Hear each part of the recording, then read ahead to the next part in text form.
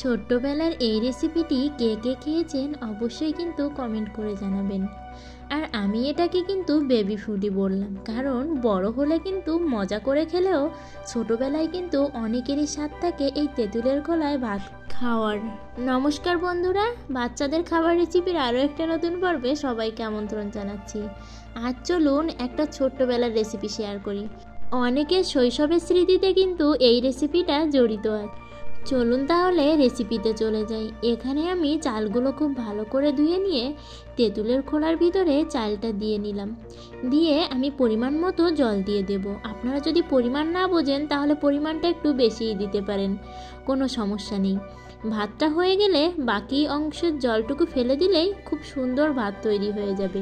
আমি এখানে রান্না করার পরে চুলাতে যে কাঠের আগুনটা থাকে সেটাই নিয়েছি, তবে খুব বেশি ডগডগে আগুন কিন্তু নেবেন না, কারণ এটা কিন্তু তাহলে তেঁতুলের খোলাগুলো পুড়ে যাওয়ার সম্ভাবনা আছে। আমি এভাবে সবগুলো খোলাতেই জল আর চাল দিয়ে বসিয়ে দিলাম। এবার একটু বাদেই দেখবেন খোলার ভিতরে ভাত যেমন বুদবুদ কাটে ঠিক তেমনই হবে। আর এখানে আমার প্রিয় বন্ধুদের বলতে চাই, আমার ভিডিওগুলো ভালো লাগলে অবশ্যই লাইক করে কমেন্টে আপনাদের ব্যক্তিগত মতামত জানাবেন। আর আমার চ্যানেলটি সাবস্ক্রাইব করে পাশের ঘন্টাটি বাজিয়ে অল অপশনে সেট দিয়ে রাখবেন। দেখুন এখানে কিন্তু অলরেডি চালটা থেকে বুদবুদ কাটা শুরু করে দিয়েছে। ছোটোবেলায় যে কত এই রেসিপিটা খেয়েছি তার কোনো শেষই নেই।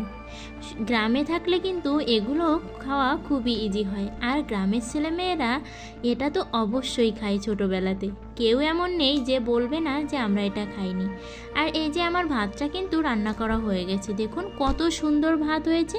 আর এটা খেতে একটু টক টক লাগে, ভীষণই মজার হয়। আপনারা কিন্তু অবশ্যই এই রেসিপিটা একটু ট্রাই করতে পারেন। মজা না পেলে আমাকে বলবেন। আজকের ভিডিওটা এ পর্যন্তই। সবাই ভালো থাকবেন, সুস্থ থাকবেন।